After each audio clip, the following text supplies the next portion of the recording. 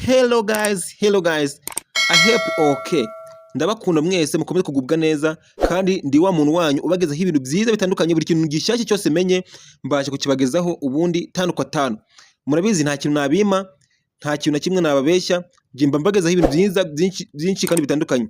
Okay guys, ntago nshaka kubatindira, ahubwo dore ahangaha mbazaniye ikintu cyitwa VPN nziza cyane mu gihe nta megabyte ufite cyangwa se mu gihe nta data ufite, ushobora kuyikoresha nawe ukabasha kuba waryoha kimwe nk'abandi. Iyi VPN rero mbazaniye ikoresha MTN gusa, ntabwo ikoresha Tigo cyangwa se Airtel, oya ikoresha MTN gusa. Ku munsi baguhereza amasaha 2, ariko bashobora no kuyarenza bitewe n'ahantu uherereye, ariko ngiye babasha kumereza amasaha 2. Ni VPN nyine ushobora gukoresha kuri for free, data z'ubuntu nyine, nta kintu na kimwe bisabye, nta kintu na kimwe bisaba, nta n'uvuga ngo biragoye, ntago igoye, nta n'ubwo igoranye habe na gatoya.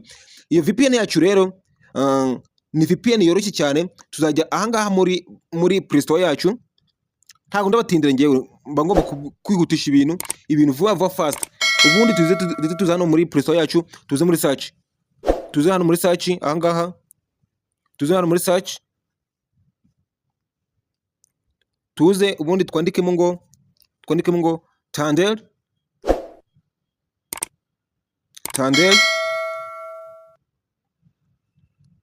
VPN. Murabona yuko ari gucyo babyandika, ndizere ko ari gucyo nawe ugiye kubyandika udaciye ku ruhande, ndizere ko ari gucyo tugiye kubyandika twese. Ubundi tuza muri search, dusacinge VPN yacu. Okay guys, murabona VPN yacu ni iyi ngiyi. Noneho wowe uzaza uyikoreho nka gucya. Ngewe urabona yuko iyi VPN yanjye, urabona yuko ino VPN yanjye ngewe ndayifite. Noneho wowe ahangaha urabona ahantu handitse ngo install, genda uhite uyestara aka kanya. Numara kuyestara, ubundi duhite tuza muri VPN yacu, duhite tuza turebe ko yagezeho, guys. Murabona ko ngewe VPN yanjye n'ubundi nsanzwe nyifite, singombwa ngo downloading, ahubwo wowe uraza uhitukana muri VPN yawe. Ukimara gukana muri VPN yawe, sorry gatoya ngewe reka mere nk'uyisiba, noneho twonge tuyitangire. Reka mere nk'uyisiba, nuko noneho twonge tuyitangire, kugira ngo mutavuga ngo hari ibintu nakoze ngo mwebwe ntimwabasha kubimenya. Niyo mpamvu ndi kugira ngo mbashe kwisiba, ubundi nongere mere nk'umuntu uyitangiye bundi bushyashya, mere nk'umuntu wongeye kuyitangira bundi bushyashya. Nta kintu ino VPN isaba, ni ibintu byoroshye cyane. Uzahita ukanda kuri VPN yawe ifunguke, bakubwira ngo accept. Ahangaha hano hambere, aha ndize kurimo kuhabona, dukanda kuri accept. Urabona yuko VPN yacu iri gufunguka. Reka dutegereze ifunguke gakeya, reka dutegereze ifunguke bitewe na network zihari. Okay guys, noneho wowe uzahita ukanda kwa kano gakubo akangaka, kuko ibi ngibi ni ibintu byo kwishyura kandi dushaka gukoresha VPN for free. Nibyo ngibyo dushaka gukora. Noneho wowe uzahita ukanda ku gakubo, numara gukanda ku gakubo bazahita kugeza ahantu hameze nka gucya. Ndizere ko guys uri kunkurikira 5 kuri 5. Noneho wowe uzahita hano hejuru ahangaha,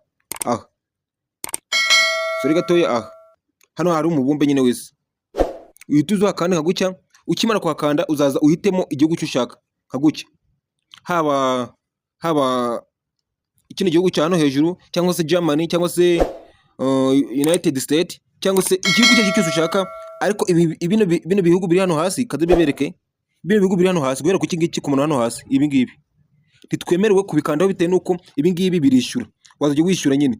Twe tuzakanda ku ibi ngibi bya hano hejuru bitishyura. Guys, nize kurimo kunkurikira 5 kuri 5.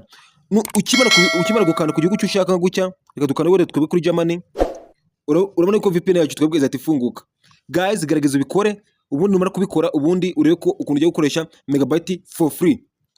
Ubundi uhita ukoresha megabyte zawe 5 kwa 5, ubundi nawe ugende wiryohere. Ndabakunda cyane, kandi subscribe kandi kunzogera kugira ngo njye mbagezeho ibintu byinshi bitandukanye. Niba ndi VPN ushaka, wowe nyandikira muri comment umbwire ngo ari VPN dushaka, ubundi dukomeze turyohane.